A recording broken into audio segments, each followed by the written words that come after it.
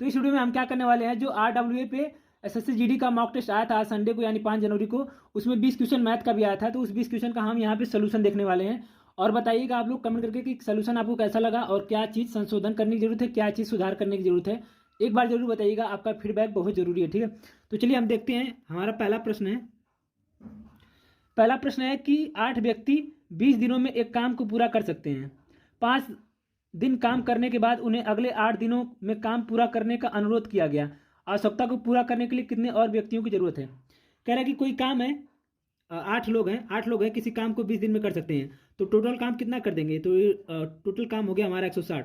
अब 8 व्यक्ति 20 दिन काम करते हैं तो टोटली 160 काम कर देंगे। कह रहा है कि इन्होंने 5 दिन तक काम किया, यानी 8 व्यक्ति 5 दिन तक काम करते हैं तो टोटल काम कितना कर देंगे, 40। अगर 8 लोग 5 दिन काम करेंगे तो टोटल काम हो जाएगा हमारा 40। तो अगर 160 में से हम 40 माइनस करेंगे तो हमारा काम कितना बचेगा, 120। अब मतलब 5 दिन में हमारा 40 काम तो खत्म हो गया, अब बच गया 120 काम। तो जो उनसे कहा गया, जो 8 लोग थे उनसे कहा गया कि अब इस काम को केवल 8 ही दिन में खत्म करना है। आप लोगों को 8 दिन में खत्म करना है, 20 दिन में नहीं, 8 ही दिन में खत्म करना है। तो यही कहा गया है कि अगर 8 दिन में काम खत्म करना होगा तो कितने और लोगों को शामिल किया जाएगा। तो देखो 8 दिन में काम खत्म करना है तो टोटल आदमी है 8। तो हम मान लेते हैं कि M और आदमियों की ज़रूरत है और इसे ख़त्म करना है 8 दिन में। ठीक है, तो बस इससे यहाँ से हमारा सॉल्व हो गया। ये आ गया 120, ये आ गया 64 प्लस 8 मैन। ठीक है, तो 64 उधर जाएगा तो 8 मैन बराबर आ जाएगा। 64 माइनस करेंगे तो आएगा 6, ये माइनस करेंगे यहाँ से आ गया 5। ठीक है, तो M बराबर आ गया 8 7 56 7, यानी 7 और लोगों को शामिल किया जाएगा तब काम 8 दिन में खत्म हो जाएगा। तो यही इसका आंसर है। ठीक है, तो हमारा दूसरा प्रश्न है, यहाँ पे दूसरा प्रश्न है। तो दूसरा प्रश्न देख लेते हैं। कह रहा कि एक चुनाव में 2 उम्मीदवारों ने भाग लिया। चुनाव में 65% मतदाताओं ने अपने मत डाले, जिनमें से 3% मत अवैध घोषित कर दिए गए। एक उम्मीदवार को 81,965 मत मिले, तो कुल वैध मतों का 65% है। तो उस चुनाव में कितने नामांकित मत हुए। देखो क्वेश्चन आसान है। हम मान लेते हैं कि कुल जो हमारा मत है, कुल हमारा जो वैध मत है, हम मान लेते हैं कुल जो हमारा वैध मत है वो x है। हमने मान लिया कुल हमारा जो वैध मत है वो x है। तो x का 65% मतदाताओं ने मत डाला, तो x का केवल 65% लोगों ने मत डाला। 65/100 x का टोटल हमारा x है, तो x में से 65% लोगों ने मत डाला। ठीक, अब आगे हमारा क्वेश्चन कर रहा है कि इतने लोगों ने डाला और इसमें से भी 3% मत अवैध हो गए, तो टोटल वोट बचा कितना। अगर 3% इसमें से खत्म हो जाएगा तो टोटल बचेगा 97। तो 97/100 बचा, 97% बचा। ठीक, आगे कह रहा है कि एक उम्मीदवार को इतने वोट मिले, 81,965 वोट मिले जो कुल वैध मतों का। तो देखो टोटल वैध वोट हमारा इतना है, जिसमें से 65% हमने वोट डाला, 3% मत खराब हो गए तो बचे इतने वोट। तो कह रहा है कि इसका 65%, यानी ये जो पूरा दे रखा है इसका 65%, यानी कि 65/100 हमें दे रखा है 81,965, यानी टोटल जो वैध मत वोट बटे हैं, टोटल जो वैध वोट बचे हैं उसी का 65% 81,965 दे रखा है। तो हमसे यहाँ से x का मान निकालना है, तो बस सॉल्व कर लीजिए आप लोग, यहाँ से आ जाएगा। तो सॉल्व करेंगे आप लोग तो इसका 2 लाख आएगा। अगर सॉल्व करेंगे तो 2 लाख आएगा, सॉल्व करेंगे तो 2 लाख आएगा। आप सॉल्व करके यहाँ से देख भी सकते हैं। जैसे पहले 5 ही भाग देते हैं, तो 5 एकम 5, 5 6 30, 5 3 15, 5 9 45, 5 3 15। ठीक है, अब 13 से भाग देंगे तो 13 कम 13, यहाँ से 3 आ गया, 13 दूना 26, 7 9, 13 से 78, 13 कम 13। ठीक है, अब हम काट देते हैं इसको 13 से, तो 13 5 65, ये जाएगा 13 9 117 और 9 13 से 91। ठीक है, तो 97 से 97 कट गया और ये 5 से कट गया, 5 दूना 10। तो यहाँ पे जब ये इधर जाएगा तो 2 लाख आएगा। ठीक है, तो इसका आंसर आ गया 2 लाख। कुछ नहीं था, बस कैलकुलेशन था। ठीक है, तो चलते हैं अपने अगले सवाल पे। तो हमारा अगला सवाल है प्रश्न नंबर 3, यहाँ पे दे रखा है। प्रश्न नंबर 3 क्या कह रहा है, कह रहा है कि यदि 2 वास्तविक संख्याओं के वर्गों का योग 12 है और संख्याओं का गुणनफल 4 है तो संख्याओं के बीच का अंतर। तो मान लेते हैं कि वो संख्याएं x और y है, तो इनके वर्गों का योग x² + y² बराबर दे रखा है 12। ठीक, और इनका गुणनफल यानी x और y का मान दे रखा है हमारा 4। तो हमसे x - y का मान पूछा है, x - y का मान हमसे पूछा है। ठीक, तो अब क्या करना है, कुछ नहीं करना है। हमको पता है कि x - y का वर्ग का हम सब फार्मूला लगा लेंगे, तो x² + y² - 2xy, ये इसका फार्मूला होता है। तो x² + y² का मान 12 दे रखा है, तो यहाँ पे रख देंगे 12 माइनस xy का मान दे रखा है 4, तो 4 रखेंगे तो 4 दूना 8, तो यहाँ से आ गया 4। x - वाई का स्क्वायर बराबर आ गया 4। अभी स्क्वायर इधर जाएगा तो ये कड़ी में हो जाएगा, तो एक्स माइनस वाई बराबर आ गया 2। तो इसका आंसर आ गया 2। ठीक है। अब हमारा अगला प्रश्न है प्रश्न नंबर 4, जो कि बेहद आसान है। बस ध्यान से देखना कह रहा है कि 4 सेंटीमीटर व्यास वाले एक अर्धगोले का संपूर्ण पृष्ठीय क्षेत्रफल और वक्र पृष्ठीय क्षेत्रफल का अंतर हमें बताना है। तो एक अर्धगोला है, एक अर्धगोला है, तो मैंने ये अर्धगोला बना दिया। ठीक है। अर्धगोला का व्यास दे रखा है, यानी 2r का मान दे रखा है हमारा 4, तो r का मान आ गया 2, r का मान आ गया 2, r का मान आ गया 2, तो त्रिज्या हमारा आ गया 2। कह रहा है कि इसका संपूर्ण पृष्ठीय क्षेत्रफल, संपूर्ण पृष्ठीय क्षेत्रफल का मतलब पूरा ये क्षेत्रफल, पूरा ये क्षेत्रफल, पूरा संपूर्ण पृष्ठीय क्षेत्रफल क्या होता है 3 पाई आर स्क्वायर प्लस इसका क्षेत्रफल, ये जो गोला बना है, ये जो वृत्त बना है, इसका क्षेत्रफल पाई आर स्क्वायर। कह रहा है कि इसका क्षेत्रफल और पृष्ठीय क्षेत्रफल का, तो पृष्ठीय क्षेत्रफल केवल इतना होता है, ये पृष्ठीय क्षेत्रफल होता है, ये पृष्ठीय क्षेत्रफल होता है -3 पाई आर स्क्वायर। पृष्ठीय क्षेत्रफल का सूत्र होता है इतना और संपूर्ण पृष्ठीय क्षेत्रफल का सूत्र होता है ये। तो बस इसी का मान हमसे पूछा है, तो हम यहाँ से कॉमन ले लेंगे, पाई आर स्क्वायर कॉमन ले लेते हैं, तो यहाँ पे बच गया 3, यहाँ पे बच गया 1, यहाँ पे बच गया -3, तो 3 से 3 कट गया, बच गया 1, तो आ गया पाई आर स्क्वायर। अब आर का मान हमारा यहाँ पे 2 है, तो आर का मान रख देंगे तो आ जाएगा 4 पाई। बस यही हमारा ऑप्शन में दे रखा है 4 पाई। ऑप्शन नंबर सी इसका सही है। ठीक है। आगे हमारा प्रश्न है प्रश्न नंबर 5, यहाँ पे दे रखा है।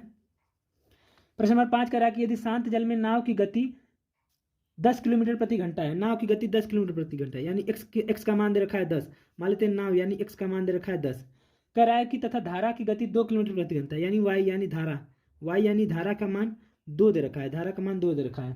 तो कह रहा है कि धारा के प्रतिकूल तथा धारा के अनुकूल नाव की गति, प्रतिकूल यानी X plus Y, X minus Y, और एक्स प्लस वाई का मान पूछ रहा है, एक्स प्लस वाई का मान पूछ रहा है, तो एक्स माइनस वाई यानी 8 और एक्स प्लस वाई यानी 12, तो आ गया 8 और 12। तो जिस ऑप्शन नंबर सी में 8 और 12 दे रखा है, तो ये इसका आंसर हो जाएगा। आगे हमारा प्रश्न है प्रश्न नंबर 6। देखो ध्यान से देखना, मैंने आपको कई बार बता चुका है कि मूल्य, ये चीज़ मैंने कई बार बता दिया है कि खर्च बराबर क्या होता है, खर्च बराबर होता है मूल्य गुणे मूल्य गुणे मूल्य गुणे खपत, मूल्य गुणे खपत। जैसे मैं मान लेता हूँ कि एक आम का दाम 5 रुपये और मैं 2 आम खाता हूँ, एक आम का दाम 5 रुपये, अगर मैं 2 आम खाता हूँ तो खर्च कितना होगा, 10 रुपये खर्च होगा। ठीक है। तो यही क्वेश्चन में दे रखा है, कह रहा है कि किसी वस्तु के मूल्य में 20% की कमी होती है, तो 20% को अगर हम फ्रैक्शन में चेंज करेंगे तो 1/5 आएगा, यानी 5 पे 1 की कमी 4 हो रहा है। कोई वस्तु 5 से 4 हो जा रहा है, किसी वस्तु का मूल्य 5 से 4 हो जा रहा है। ठीक है।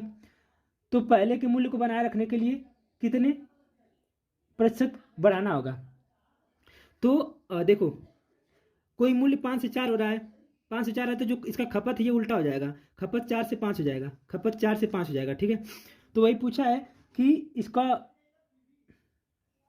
इसको मेंटेन करने के लिए, जैसे ये 5 है, अगर इसको भी 5 बनाना होगा तो कितने की वृद्धि की जाएगी, तो 4 पे 1 की वृद्धि की जाएगी, गुणे 100, परसेंटेज के लिए 100, तो आ गया 25%। ठीक है। तो इसका आंसर आएगा 25%।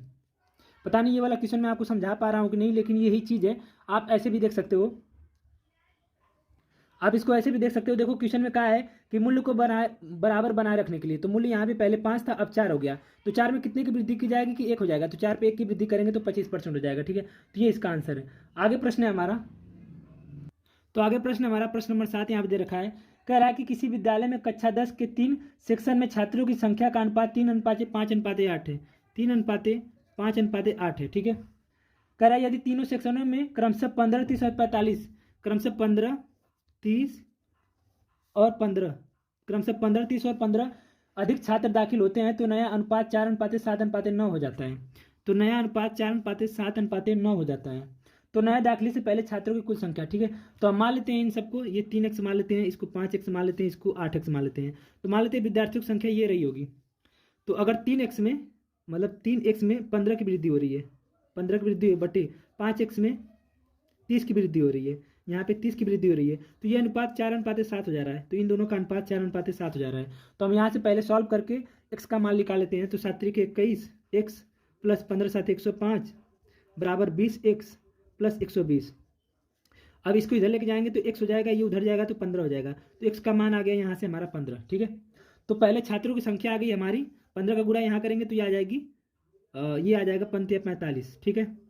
यहाँ पे गुणा करेंगे तो ये आ जाएगा 75, यहाँ पे गुणा करेंगे तो 15/8 120, ये आ गया 120। ठीक है। ये आ गया 120। तो कह रहा है कि नए दाखिले से पहले छात्रों की कुल संख्या, तो नए दाखिले से पहले छात्रों की कुल संख्या बतानी है, तो 75, 45 और 120 को जोड़ देंगे तो ये हमारा आंसर आ जाएगा। तो 120 75 और 45 को जोड़ दीजिए तो आ गया 0, 7 4 11, 13, 13 14 4, ये आ गया 240। तो 240 इसका आंसर है। मतलब नए दाखिले से पहले छात्रों की संख्या 240 थी। आगे हमारा प्रश्न है, यहीं पे बताता हूँ, प्रश्न नंबर 8। प्रश्न नंबर 8 कह रहा है कि यदि लाभ 10% है तो क्रमशः क्रय मूल्य और विक्रय मूल्य हमें बताना है। लाभ 10% है, लाभ 10% है तो हम 10% को फ्रैक्शन में चेंज करेंगे। तो मान लेते हैं कि कोई वस्तु 100 रुपये की रही होगी, तो 100 पे 10 का लाभ 110, तो इसी का अनुपात में बताना है, तो 10:11, 10:11, तो ये इसका आंसर है। आगे हमारा प्रश्न है प्रश्न नंबर 9। ठीक है, आसान है, बता देता हूँ यहाँ पे। प्रश्न नंबर 9 कह रहा है कि कोई धनराशि साधारण वार्षिक ब्याज की दर पर 2 वर्ष में 5,182 और 3 वर्ष में 5,832, ये 3 साल में है, ये 2 साल में है। तो 1 साल का निकालेंगे तो इसको इसमें से माइनस करेंगे तो आएगा 0, ये आएगा 5, ये आएगा 7, 750 आ गया। ठीक है, तो ये आ गया 750। मतलब 1 साल में इतने की वृद्धि हो रही है, 1 साल में इतनी की वृद्धि हो रही है। तो हम देख रहे हैं ये 2 साल का है, ये 2 साल का है। तो अगर इसमें से हम 2 साल का ब्याज निकाल दें, इसमें से अगर हम 2 साल का ब्याज निकाल दें तो हमारा मूलधन आ जाएगा। तो 2 साल का ब्याज कितना होगा, तो इसमें 2 से गुणा करेंगे, 2 दूना 2, 2 5 10, 2 7 14 15, तो 1500 इसमें से माइनस करेंगे, 5 1 8 2 में से 1500 माइनस करेंगे तो आ जाएगा 2 8, यहाँ पे आ गया 6, यहाँ पे आ गया 6, यहाँ पे आ गया 3, 3682, ये इसका आंसर होगा। सॉरी, यहाँ पे मैंने गलती कर दिया, यहाँ पे 6 रहेगा, ये 7 में से 1 घटाएंगे तो ये 6 आएगा। तो हम 1300 माइनस करेंगे, 1300 माइनस करेंगे तो 0 0, यहाँ पे 8 रहेगा, 3882 ये इसका आंसर है। 3882 ये इसका आंसर है। ठीक है, मैंने ही गलती कर दी। तो आगे हमारा प्रश्न है, प्रश्न नंबर 10। प्रश्न नंबर 10 क्या कह रहा है कि ए बी से 28% कम है तथा सी ए और बी के योगफल से 25% कम है। तो 3 लोग हैं, ए बी 3 लोग हैं। कह रहा है कि ए बी से, तो बी से कह रहा है ना, तो बी को 100 मान लेंगे, बी से कह रहा है तो बी को 100 मान लेंगे।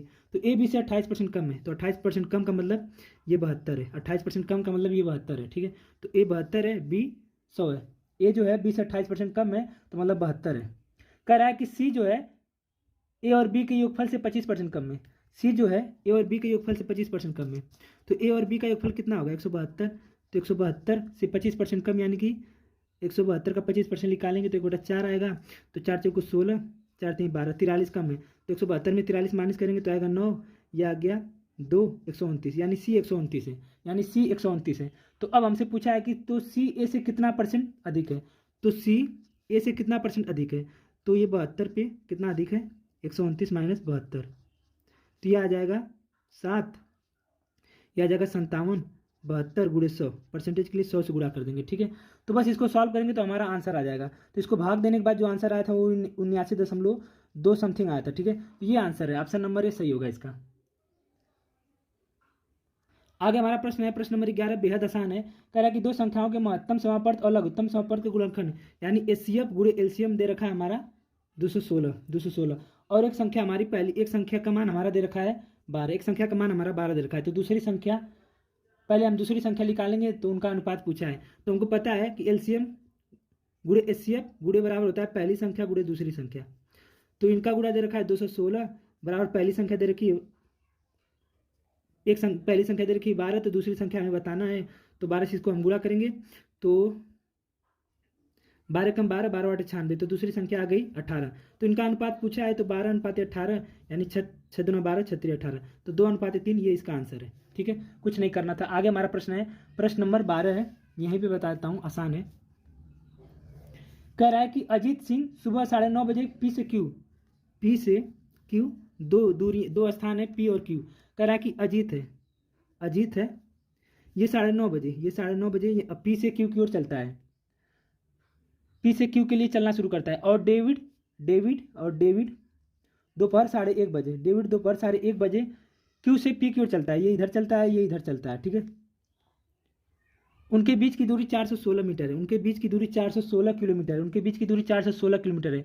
यदि अजीत की चाल 44 है, यदि इसकी चाल 44 किलोमीटर प्रति घंटा है और डेविड की चाल 52 किलोमीटर प्रति घंटा है, 52 किलोमीटर प्रति घंटा है, तो वे एक दूसरे से कितने बजे मिलेंगे, तो देखो कुछ नहीं करना है, बहुत आसान सवाल है। करना क्या है कि ये 9:30 बजे चलना शुरू करता है, ये 1:30 बजे चलना शुरू करता है, तो ये 9:30 से 1:30 बजे तक कितने घंटे चलेगा? तो 9:30 से 10:30, 11:30, 12:30, 1:30, यानी ये 4 घंटे चलेगा।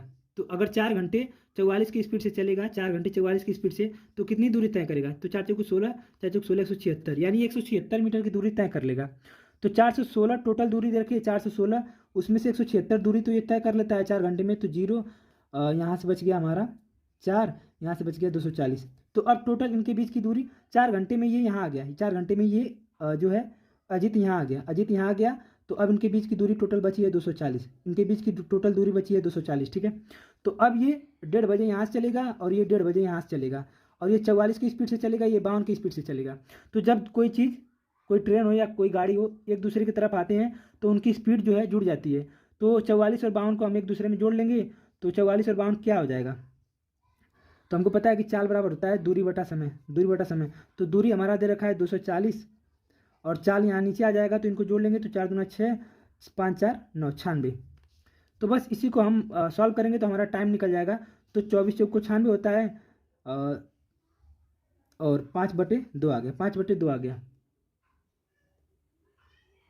5/2 आ गया। तो यहाँ से आ गया कितना आएगा? यहाँ से 2.5, 2.5 यानी 2.5 घंटे।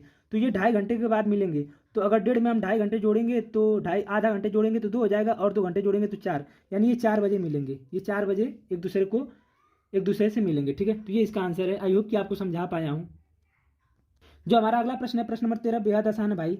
इस टाइप का मैं हर रोज इस टाइप का सवाल आता है, मिनी में भी आता है, फुल में भी आता है। कह रहा है कि कुलदीप अपने ग्राहकों को एक सूटकेस के अंकित मूल्य पर 10% की छूट देता है, फिर भी 20% का लाभ कमाता है। तो इसका सिंपल सा मैंने एक तरीका बताया है कि एमपी छूट और लाभ दे तो ऐसे निकालना, MP plus 100 minus discount, 100 minus discount बराबर सीपी कॉस्ट में 100 प्लस प्रॉफिट। तो एमपी है, छूट कितने का दे रहा है? 10 की, तो 100 में से 10 माइनस करेंगे तो आ गया 90। सीपी है और लाभ कितने का हो रहा है? 20 का, तो 100 में 20 जोड़ेंगे तो आ गया 120। अब सीपी को इधर लेके आएंगे और 90 को उधर लेके जाएंगे, तो एमपी बटे सीपी, 90 उधर जाएगा तो 120 बटे 90, तो ये कट गया, आ गया 3 चौको 12, 3 3 9, ठीक है। तो एमपी का मान आ गया 4 और सीपी का मान आ गया 3, सीपी का मान आ गया 3, एमपी का मान आ गया 4। तो हमें प्रश्न में दे रखा है सीपी का मान दे रखा है 2500, यानी सॉरी एमपी का मान 2500 दे रखा है, यानी 4 का मान 2500 दे रखा है, 4 का मान 2500 दे रखा है। तो यहाँ से 1 यूनिट का मान निकाल लेंगे तो 2500 बटे 4 हो जाए, सॉरी 2500 बटे 4 हो जाएगा। हमसे 3 का मान पूछा है, यानी सीपी का मान पूछा है, तो गुणे 3 कर देंगे। तो इसको सॉल्व करेंगे तो 1875 आएगा, 1875 इसका आंसर आएगा, ठीक है। आप सॉल्व करके देख सकते हो। हमारा प्रश्न दे रखा है प्रश्न नंबर 14। देखो, इसको सॉल्व करने के कई तरीके हो सकते हैं, लेकिन जो मुझे लगता है सिंपल मैं वही करता हूँ, जिसपे मेरा ज़्यादा प्रैक्टिस है। कह रहा कि यदि ब्याज वार्षिक रूप से संयोजित होता है तो 10,000 के मूलधन पर 12% दर हमारा दे रखा है 12%, 12%।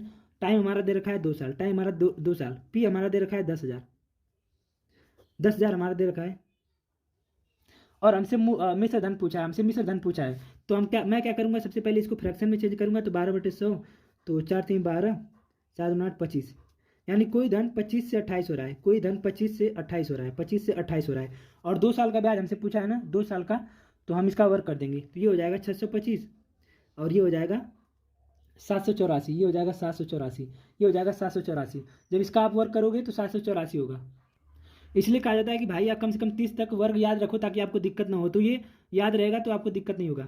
तो ये हमारा मूलधन हो गया, ये हमारा मिश्र धन हो गया। तो मूलधन का मान हमारा दे रखा है 10,000, 625 का मान दे रखा है 10,000, तो 10,000 जो मान दे रखा है वो 625 का मान दे रखा है, और हमसे पूछा है 784 का मान। तो बस इसी को सॉल्व करेंगे तो हमारा आंसर आ जाएगा।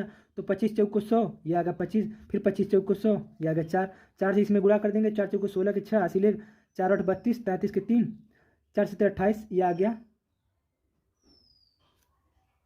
सॉरी यहाँ पे 16 रहेगा ना, 4 7 28, 3 31, गुणे 4 कर देंगे। अभी फिर एक बार 4 से गुणा करेंगे, क्योंकि यहाँ 4 से 2 बार हमने काटा था 25 से। तो 4 6 24 के 4 हासिल 2, 4 3 12, 2 14 के 4 हासिल 2, 1 4 कम 4 1 5, 4 3 12, 125 44, 125 44, ये इसका आंसर है, ठीक है। आगे हमारा प्रश्न है, प्रश्न नंबर 15 है। टाइम बहुत ज़्यादा लग जा रहा है यार, क्या ही करूँ। हमारा आंसर दे रखा है, क्वेश्चन दे रखा है 3 4 के, और यहाँ पे दे रखा है 5 छः के। कह रहा है कि ये 6 से विभाज्य है तो के का मान हमें बताना है, के का सबसे बड़ा मान बताना है। अगर ये 6 से पूरा पूरा कट रहा है तो के का सबसे बड़ा मान बताना है। तो आपको पता है कि अगर कोई नंबर 6 से कट रहा है तो वो 2 और 3 से भी कटेगा, 2 से भी कटेगा, 3 से भी कटेगा, क्योंकि ये इनका फैक्टर है। तो यहाँ पे कभी भी विषम संख्या नहीं आएगा, कभी भी विषम संख्या नहीं आएगा। क्यों नहीं आएगा? क्योंकि विषम संख्या अगर लास्ट में रहती है तो 2 से नहीं कटता है, तो यहाँ पे कभी भी विषम संख्या नहीं आ सकता, ये हमेशा ध्यान रखना। तो ऑप्शन में 9 दे रखा है तो 9 तो कभी आ ही नहीं सकता। और एक बात, जो नंबर 3 से कटता है उसके अंकों का जोड़ भी 3 से कटता है। तो हम जोड़ेंगे तो 4 3 7, 7 5 12, 12 6 18, 18 प्लस 2 के, 2 बार के है ना, तो के प्लस के 2 के हो गया। मतलब ये तो 3 से कट रहा है, ये तो 3 से कट रहा है। अब यहाँ 2 के है तो के में ऐसी के की जगह ऐसा कौन सा नंबर रखें जिससे ये 3 से कट जाए। तो हम देख रहे हैं पहला ऑप्शन हमारा 8 है, तो 8 रखेंगे तो 8 दूना 16 हो जाएगा, तो ये तो कटेगा नहीं। अगर 9 रखेंगे तो 9 दूना 18 तो होगा, लेकिन यहाँ पे हम 9 नहीं रख सकते क्योंकि ये विषम हो जाएगा तो 2 से नहीं कटेगा। तो 4 4 भी नहीं रख सकते, तो 6 दूना 12 होगा ऑप्शन में, तो 6 रख सकते हैं। ठीक है, तो इसका मान आ जाएगा 6। ठीक है, तो क्योंकि 6 दूना 12 रखेंगे तो ये 3 से पूरा पूरा कट जाएगा, तो इसका आंसर आ गया 6। आगे हमारा प्रश्न है प्रश्न नंबर 16। कह रहा है कि किसी परीक्षा में उपस्थित होने वाले सभी छात्रों में से 45% छात्र लड़के हैं। कह रहा है किसी परीक्षा में उपस्थित होने वाले सभी छात्रों में से 45% छात्र लड़के हैं और शेष लड़कियां हैं, और शेष लड़कियां हैं। यदि 60% लड़के और, देखो कह रहा है कि 45% लड़के हैं, 45% छात्र लड़के हैं, तो बॉयज जो है वो 45% है, और लड़कियां जो गर्ल हो जाएंगी वो 55% हो जाएगी, 55% हो जाएगी। तो इनका हम रेशियो निकाल लेंगे, तो 5 9 45 और 5 एकम 5, 9:11 आ गया। ठीक है, आगे प्रश्न में कह रहा है कि यदि 60% लड़के और 70% लड़कियां उत्तीर्ण हैं, 60% लड़के और 70% लड़कियां उत्तीर्ण हैं, मतलब ये पास हैं, पास हैं। तो अनुत्तीर्ण छात्रों की संख्या हमसे पूछा है, अनुत्तीर्ण छात्रों का प्रतिशत हमसे पूछा है। तो हम सबसे पहले निकाल लेंगे कि टोटल कितने लोग, कुल मिला जुला के लड़के और लड़कियों में टोटल कितने लोग पास हुए हैं। तो हम यहाँ पे निकाल लेंगे, इसका एलिगेशन लगा देंगे यहाँ पे, और इनका जो अनुपात है 9:11 है। तो हम यहाँ पे देख रहे हैं 60 और 70 के बीच में गैप कितना है, 10 का गैप है ना, और यहाँ पे इनको जोड़ने के बाद कितना आ रहा है 20। तो ये 20 का मान कितना दे रखा है 10, तो इसका आधा है ना, 1/2 है, 1/2 है, तो ये 20 का आधा होगा 1/2, यानी 4.5 होगा। ये 20 का आधा 5.5 होगा, ये 20 का आधा 5.5 होगा। ध्यान से देखना, बहुत टफ नहीं है, समझ में आ जाएगा। ये प्रैक्टिस से ही पता चलता है कि कहाँ पे एलिगेशन लगाएं, और इसको दूसरे तरीके से भी कर सकते हैं। तो देखो मैंने इसके बीच का गैप लिया तो 10 आ गया, और इनको जब जोड़ा तो ये 20 आया, तो इसी 20 का मान 10 दे रखा था, तो इससे कितना गुना ज़्यादा, यानी इसका आधा था, तो ये भी अनुपात इसका आधा होगा, ये भी इसका आधा होगा। ठीक है, अब यहाँ पे जो नंबर होता है ये एक नंबर से छोटा होता है, एक नंबर से बड़ा होता है, तो इससे छोटा होगा, इससे बड़ा होगा। तो या तो इसमें 60 में 5.5 जोड़ के यहाँ का आंसर निकालो, या तो 70 में से 4.5 घटा के इसका आंसर निकालो। तो हम यहाँ पे 60 में 5.5 जोड़ेंगे तो आ गया 65.5। ये जो 65.5 आया है वो नंबर है, वो परसेंटेज है जो टोटल पास लड़के हैं, यानी लड़के और लड़कियां मिलाकर टोटल 65.5% लोग पास हुए हैं। तो टोटल होता है 100%, 100 में से 65.5 लोग तो पास हो गए, तो फेल कितने हुए, तो माइनस कर देंगे, तो 5 यहाँ पे आ गया, 4 यहाँ पे आ गया, 3, तो 34.5 लोग फेल हुए हैं। तो ये इसका आंसर आ गया 34.5। ठीक है, तो आई होप कि आपको समझा पाया हूँ। हमारा प्रश्न है प्रश्न नंबर 17। 17 कह रहा है कि 5 संख्याओं का औसत 7 है, 5 संख्याओं का औसत 7 है, तो 7 में 5 का गुणा करेंगे तो उनका टोटल नंबर निकल जाएगा, तो 7 5 35, तो टोटल योग है उनका 35। कह रहा है कि यदि 3 नई संख्याएं जोड़ी जाए तो नया औसत 8.5 होता है। तो 5 में अगर 3 नई संख्याएं जोड़ेंगे तो टोटल संख्याएं हो जाएंगी 8, और इनका अनुपात कर रहा है कि 8.5 हो जा रहा है। तो 8.5 में हम 8 का गुणा करेंगे तभी तो उनका योग आएगा, तो 8 5 40 के 0, 8 64 4 68, टोटल आ गया 68। तो 68 में से अगर इस 35 को हम माइनस करेंगे तो ये तो 5 का है, ये 8 का है, तो 3 का निकल जाएगा, तो 35 माइनस करेंगे तो आ गया 3, ये आ गया 3, तो टोटल 3 संख्याओं का योग आ गया 33। तो इसका हमें औसत पूछा है, तो 3 संख्याओं का योग है 33, और औसत पूछा है तो 3 से भाग दे देंगे तो आ जाएगा 11, तो ये इसका आंसर है। तो इसका आंसर आ गया 11। हमारा अगला सवाल दे रखा है प्रश्न नंबर 18। 18 करा कि यदि 15 श्रमिक 10 दिनों में 1800 कमाते हैं, 15 श्रमिक 10 दिनों में 1800 कमाते हैं, 1800 कमाते हैं, बराबर करा कि 8 दिनों में 5 श्रमिक कितनी राशि अर्जित करेंगे, कितनी राशि अर्जित करेंगे। तो मान लेते हैं कि आर एस रुपये अर्जित करेंगे, तो इसी आर एस का मान हमें बताना है। तो बस इसको सॉल्व कर लो, 0 से 0 कट गया, 5 3 15, 3 से 18, 8 से 48, आ गया 480। इसका आंसर आ गया 480। ठीक है, 480 रुपये। आगे हमारा प्रश्न है प्रश्न नंबर 19 दे रखा है। ये सरलीकरण का, इसमें कुछ नहीं करना है भाई, इसमें क्या ही बताऊं, आप लोगों ने लगा लिया होगा, बेहद आसान है। आगे हमारा प्रश्न नंबर 20 है जो कि लास्ट है। कह रहा कि दो संख्याओं के बीच का अंतर 48 है। यदि इन दोनों संख्याओं का अनुपात 7:3 है, संख्याओं का अनुपात 7:3 है और उनके बीच का अंतर कितना 48 दे रखा है। तो यहाँ से हम देख रहे हैं एक संख्या है 7, एक संख्या 3, तो इनके बीच का अंतर कितना है 4 है। इसी 4 का मान हमें 48 दे रखा है। तो एक का मान निकाल लेंगे 1 यूनिट का, तो 4 एकम 4, 4 दूना 8, 12 आ गया। 1 यूनिट का मान आ गया 12। तो संख्याओं का योग पूछा है, तो 7 और 3 को जोड़ेंगे तो कितना होगा 10, तो 10 गुणे 12 कर देंगे तो आ जाएगा 120। ये इसका आंसर 120, ये इसका आंसर 120। तो बताइएगा कमेंट करके कि मैं समझा पाया कि नहीं समझा पाया, कैसा रहा। आप लोग अपना फीडबैक जरूर दीजिएगा, ठीक है। तो सभी को जय हिंद।